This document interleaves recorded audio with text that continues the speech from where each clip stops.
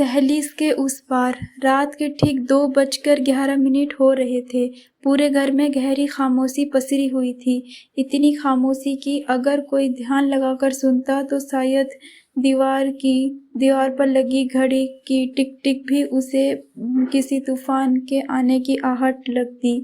आंगन में रखे तुलसी की पौधे के पत्ते हवा के हल्के झोंकों से कांप रहे थे। बरामदे की पीली रोशनी आधे फर्श तक फैली हुई थी और उसके आगे अंधेरा जैसा किसी अनजान दुनिया का दरवाज़ा बनकर खड़ा था। उसी दरवाजे पर मैं खड़ी थी। महर। मेरे एक पैर के नीचे घर की ठंडी सरगर्म की फर्श थी और दूसरा पैर उस सीढ़ी पर था जो मुझे हमेशा के लिए उस घर से दूर ले जा सकता था। मैंने पीछे मुड़कर देखा। यही वो घर था जिसमें मैंने अपना पूरा बचपन बिताया था। यही अब्बूजान ने मुझे पहली बार स्कूल छोड़ने के लिए हाथ पकड़ा था। यही अम्मी ने पहली कामयाबी पर मिठाई बांटी थी। इसी घर की छत पर बैठकर मैंने रातों को पढ़ाई की थी। इसी कमरे में मेरी किताबें थी, मेरी ड्राइंग थी और डायरी थी, मेरे छोटे छोटे सपने थे। और इसी घर की चारदीवारी के भीतर मेरे परिवार की इज्जत भी थी।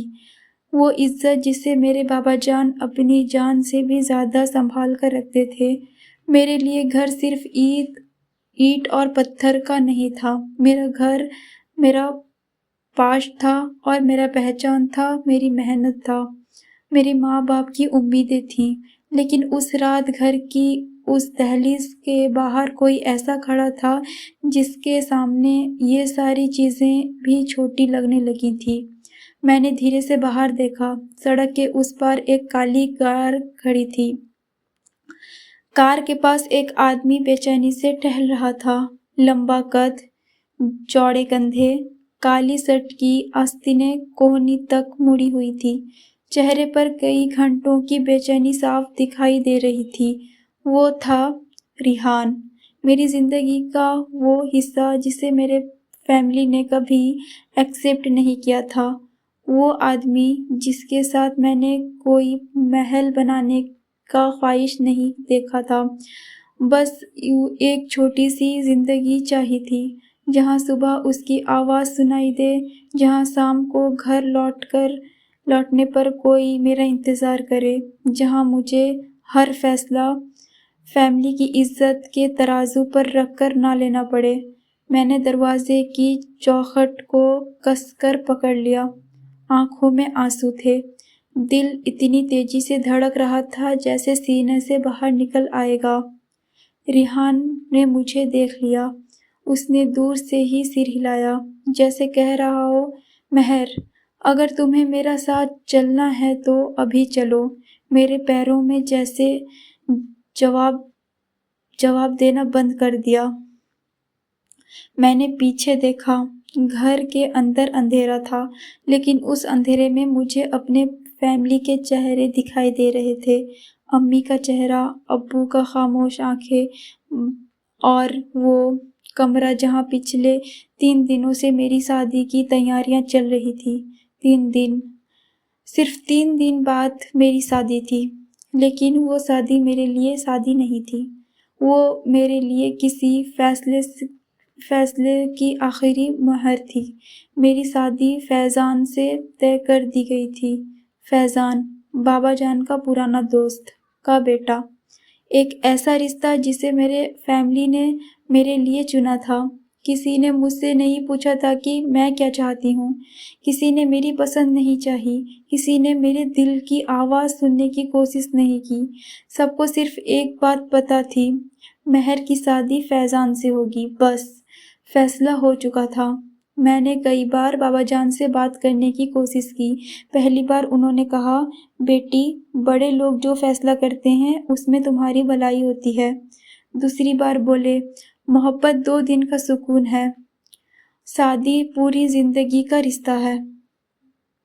तीसरी बार जब मैंने रिहान का नाम लिया तो बाबा जान की आंखों में ऐसा गुस्सा आया कि मेरी आवाज़ गले में ही अटक गई। उन्होंने सिर्फ इतना कहा था, उस लड़के का नाम इस घर में दोबारा मत लेना। लेकिन मेरा दिल किसी के फैसले से चलता कब सीखा था। रिहान से मेरी मुलाकात कॉलेज के आखिरी सालों में हुई थी। वो पहली नज़र वाली मोहब्बत नहीं, बल्कि वो धीरे धीरे मेरी ज़िंदगी में आया था। पहले एक अजनबी बनकर, फिर एक दोस्त बनकर, फिर मेरी सबसे बड़ी ताकत बनकर और आखिर में मेरी मोहब्बत बनकर। वो धीरे धीरे मेरी ज़िंदगी में आया था, पहले एक अजनबी की तरह, फिर दोस्त बनकर, फिर मेरी सबसे बड़ी ताकत बनकर और आखिर में मेरी मोहब्बत बनकर। उसने कभी मुझसे बड़े बड़े वादे नहीं किए। उसने कभी ये नहीं कहा कि वो मेरे लिए दुनिया बदल देगा। वो बस इतना कहता था, तुम थक जाओ तो मेरे पास आ जाना, मैं तुम्हारे साथ कुछ देर खामोश बैठ जाऊंगा। शायद इसी छोटी सी बात ने मुझे उसका बना दिया था, लेकिन घर वालों को हमारा रिश्ता मंजूर नहीं था। रिहान के पास पैसा कम था, उसका फैमिली हमारे फैमिली जितना बड़ा नहीं था, उसका ख़ानदान हमारे बराबर नहीं माना जाता था, और सबसे बड़ी बात, मैंने अपनी ज़िंदगी में फ़ैसला खुद करने की कोशिश की थी और मेरी ख़ानदान को ये बात सबसे ज़्यादा बुरी लगती थी।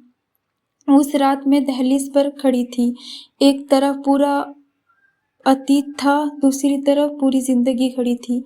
मैंने रिहान की तरफ देखा, वो कुछ कह नहीं रहा था।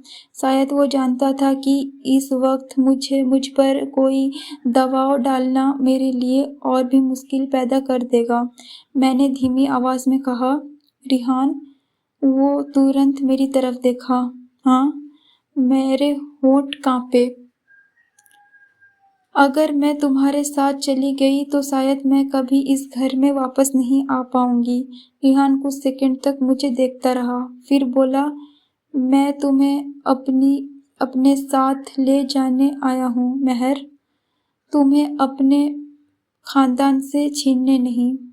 मैंने हैरानी से उसकी तरफ देखा। वो बोला, अगर तुम्हें लगता है कि तुम मेरे साथ इसलिए चल रही हो क्योंकि मैं तुम्हें मजबूर कर रहा हूँ तो मत आना। मेरी आंखों से आंसू निकल पड़े, और अगर मैं नहीं आई तो? उसने मुस्कुराने की कोशिश की, मगर उसकी आंखों में दर्द साफ देखा जा रहा था। तो मैं चला जाऊंगा इतनी आसानी से? आसान नहीं होगा यार। उसने नज़रें झुका ली। लेकिन तुम्हारी ज़िंदगी तुम्हारा फैसला है। मैं तुम्हारी मोहब्बत बनना चाहता हूँ, तुम्हारी मजबूरी नहीं। मेरे अंदर कुछ टूट गया। मैंने पहली बार महसूस किया कि मुझे पाने के लिए नहीं, बल्कि मुझे आज़ाद देखने के लिए खड़ा था। पहली मुलाकात। यूनिवर्सिटी का कैफेटेरिया उस दिन हमेशा की तरह शोर से भरा हुआ था। किसी टेबल पर दोस्तों का ग्रुप जोर जोर से हंस रहा था, कहीं दो लड़के किसी प्रोजेक्ट को लेकर बहस कर रहे थे, और एक कोने में कुछ स्टूडेंट्स आने वाले एग्ज़ाम की तैयारी लेकर प्रिपरेशन कर रहे थे। मैं अपनी सहेली सना के साथ कैफेटेरिया में दाखिल हुई। मेरे हाथ में किताबें थीं और दिमाग में अगले लेक्चर की टेंशन। लेकिन जैसे ही मेरी नज़र सामने लगे आइसक्रीम काउंटर पर पड़ी, मेरे चेहरे पर हल्की सी मुस्कान आ गई। मैंने सना से कहा, तुम यहाँ बैठो, मैं बस 2 मिनट में आती हूँ। सना ने मेरी तरफ देखा और मुस्कुराकर बोली, तुम्हारे लिए दुनिया में पढ़ाई के बाद अगर कोई दूसरी ज़रूरी चीज़ है तो वो यही आइसक्रीम है। मैंने हंसकर कहा, कम से कम ये मुझे बिना सवाल किए खुश तो कर देती है। सना हंस पड़ी। जाओ, अपनी आइसक्रीम लेकर आओ। मैं सीधे काउंटर पर पहुंची। भैया, एक स्ट्रॉबेरी चॉकलेट कप देना। दुकानदार ने काउंटर के अंदर देखा और फिर थोड़ी मायूसी से मेरी तरफ देखा। मैडम, चॉकलेट आइसक्रीम ख़त्म हो चुकी है। मैंने तुरंत पूछा, क्या? अभी तो थी। जी, आखिर कप अभी एक लड़का ने ले लिया। मैंने अचानक पीछे मुड़कर देखा। कुछ दूरी पर एक लड़का खड़ा था, स्पोर्ट्स जर्सी पहने हुए। कंधे पर क्रिकेट किट का बैग लटका था और सिर पर काली कैप थी। उसके साथ उसके हाथ में वही आइसक्रीम थी जिसे लेने के लिए मैं यहाँ आई थी। मैंने कुछ पल उसे देखा और फिर खुद को समझाते हुए वापस काउंटर की तरफ मुड़ गई। ठीक है, मैंने सोचा कोई दूसरे से ले लूँगी, लेकिन पता नहीं क्यों उस वक्त मेरा मन अचानक खराब हो गया। मैं वापस जाने के लिए मुड़ी ही थी कि पीछे से आवाज़ आई, सुनिए। मेरे कदम वहीं रुक गए। मैंने धीरे से पीछे देखा। वही लड़का मेरी तरफ आ रहा था। उसके चेहरे पर हल्की सी मुस्कान थी। मेरे सामने आकर रुका और बिना कुछ कहे अपने हाथ में पकड़ा आइसक्रीम का कप मेरी तरफ बढ़ा दिया। मैंने हैरानी से उसकी तरफ देखा। ये आपको चाहिए था ना? लेकिन ये आपकी है। वो हल्का सा हंसा। अब नहीं। मैंने तुरंत सिर हिला दिया। नहीं, रहने दीजिए। क्यों? क्योंकि आपने अपने लिए ली थी। कोई बात नहीं, मैं दूसरी ले लूँगा। मैंने काउंटर की तरफ इशारा किया, लेकिन वहाँ तो यही आखिरी थी। उसने कंधे उचका दिए। तो दूसरी जगह से ले लूँगा। मैं अब भी झिझक रही थी। शायद उसे मेरी परेशानी समझ आ गई। उसने कप मेरी तरफ थोड़ा-सा और बढ़ाया। ले लीजिए। वैसे भी ये ज़्यादा देर मेरे पास रही तो पिघल जाएगी। मैंने आखिरकार आइसक्रीम ले ली। थैंक यू, उसने सिर्फ मुस्कुराकर कहा। कोई बात नहीं। मैंने सोचा शायद वो अपना नाम बताएगा, लेकिन उसने कुछ नहीं कहा, बस पलटा और अपने दोस्तों की तरफ चला गया। मैं उसे जाते हुए देखती रही। महर, सना की आवाज़ सुनकर मैं चौंकी। वो मेरे पास आकर खड़ी हो गई थी। उसने पहले मेरे तरफ देखा, फिर आइसक्रीम की तरफ और फिर उस लड़के की तरफ। उसकी आँखों में शरारत साफ दिखाई दे रही थी। कौन था? मैंने फटाक से कहा, पता नहीं। बात क्या हुई? कुछ कुछ नहीं। तो आइसक्रीम कैसे मिल गई? मैंने कप उसकी तरफ दिखाया। उसने दे दी। सना ने होंठ दबाकर अपनी हंसी रोकने की कोशिश की। अच्छा, मैंने उसे घूरा। वैसे कुछ मत सोचना। मैंने तो कुछ कहा ही नहीं, लेकिन तुम्हारे चेहरे पर सब लिखा है। सना हंसने लगी। मैंने आइसक्रीम का एक छोटा सा चम्मच लिया, लेकिन उस दिन पता नहीं क्यों उस आइसक्रीम का टेस्ट बाकी दिनों के से अलग था। शायद इसलिए नहीं कि वो मेरी पसंदीदा आइसक्रीम थी, बल्कि इसलिए क्योंकि वो पहली बार किसी अजनबी की दी हुई थी और उस अजनबी ने मेरा नाम तक नहीं पूछा था। उस शाम घर लौटने के बाद वो लड़का मेरे दिमाग से नहीं निकला। मैंने खुद को कई बार समझाया, महर बस एक आइसक्रीम थी, लेकिन दिमाग मानने के बावजूद दिल उस छोटी सी मुलाकात को बार-बार याद कर रहा था। वो कौन था? किस डिपार्टमेंट में पढ़ता था? उसने मेरी मदद क्यों की? और सबसे अजीब बात, मैं उसके बारे में इतना क्यों सोच रही हूँ? अगली सुबह मैंने तय किया कि अगर वो मुझे दोबारा मिला तो उससे पैसे वापस कर दूँगी। मुझे किसी का एहसास अपने ऊपर रखना पसंद नहीं था, लेकिन यूनिवर्सिटी बहुत बड़ी थी। अगले 2 दिनों में मैंने उसे कहीं नहीं देखा, ना कैंटीन में, ना लाइब्रेरी के पास, ना प्लेइंग ग्राउंड में, ना काउंटर में। मैंने आखिरकार खुद को समझा लिया। शायद वो सिर्फ एक धोखा था, लेकिन ज़िंदगी में कुछ मुलाकातें कोइंसिडेंस बनकर नहीं आती और फिर किस्मत उन्हें बार-बार हमारे सामने ले आती है। तीसरे दिन मैं केमिस्ट्री की क्लास में बैठी थी। प्रोफ़ेसर बोर्ड पर एक मुश्किल सा रिएक्शन समझा रहे थे और पूरी क्लास उसे समझने की कोशिश करने लगी थी। मैंने अपनी नोटबुक में फॉर्मूला लिखना शुरू किया ही था कि मेरे डेस्क पर किसी ने उंगली से हल्की सी दस्तक दी। मैंने सिर उठाया और मेरी नज़रें कुछ पल तक के लिए वहीं रुक गई। वही लड़का मेरे सामने खड़ा था। स्पोर्ट्स जर्सी की जगह आज एक नॉर्मल सी शर्ट पहनी हुई थी, लेकिन चेहरा वही था, वही मुस्कान, वही बेफिक्र अंदाज़ा। उसने पूछा, पहचाना? मैंने कुछ पल उसे देखा, फिर धीरे से कहा, आइसक्रीम। वो हंस पड़ा। तो याद रह गया है आपको? मैंने बैग की तरफ हाथ बढ़ाया। मुझे आपको पैसे देने थे। उसने हैरानी से पूछा, आपने पैसे कभी तक संभाल कर रखे हैं? हाँ। मैंने एक नोट निकालकर उसकी तरफ बढ़ाया। उसने पैसे देखा और फिर मेरी तरफ। ये क्या कर रही हो? उस दिन की आइसक्रीम के मैंने वो बेचने के लिए नहीं दी थी। फिर भी मैं किसी का चीज़ मुफ्त में नहीं रखती। वो मुस्कुराया। आप हमेशा इतनी सीरियस रहती हैं क्या? ज़रूरी बात में मजाक नहीं करती। और अगर मैं मजाक करूं तो मैं सुनूंगी नहीं। ये तो मुश्किल है। मैंने पैसे फिर उसकी तरफ बढ़ाए। उसने इस बार भी नहीं लिए, बल्कि धीमे से बोला, क्लास खत्म होने के बाद बाहर मिलिए। मैंने हैरानी से पूछा, क्यों? एक ज़रूरी बात करनी है। यही कह दीजिए। उसने आसपास बैठे स्टूडेंट्स की तरफ देखा।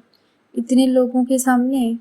मैं चुप हो गई। फिर बोली, मैं क्लास के किसी लड़के के साथ अकेले बाहर नहीं जाती। उसके चेहरे पर एक शरारती मुस्कान आ गई। तो फिर आज मैं आपकी ज़िंदगी का पहला ऐसा लड़का बन जाऊंगा जिसके साथ आप बाहर जाएंगी। मैंने उसे घूर के देखा। आपको बहुत बोलने की आदत है क्या? वो मुस्कुराया। और आपको बहुत चुप रहने की आदत है। इतना कहकर वो वहाँ से चला गया। मैं कुछ देर तक दरवाजे की तरफ देखती रही, फिर खुद को समझाया, सिर्फ पैसे देने हैं और कुछ नहीं। क्लास खत्म हुई तो मैं धीरे धीरे बाहर निकली। कॉरिडोर के आखिर में वो खिड़की के पास खड़ा था। मुझे देखते ही उसकी नज़र मेरी तरफ उठी। आ गई? मैंने बिना कुछ कहे पैसे उसकी तरफ बढ़ा दिए। ये लीजिए। उसने पैसे लेने के बजाय हाथ पीछे कर लिया। मैंने आपको पैसे देने के लिए नहीं बुलाया था। मैंने भौहें सिकोड़ ली। तो फिर? वो मुस्कुराया। पहले ठीक से इंट्रोडक्शन कर लेते हैं। उसने अपना हाथ मेरी तरफ बढ़ाया। मैं रिहान हूँ।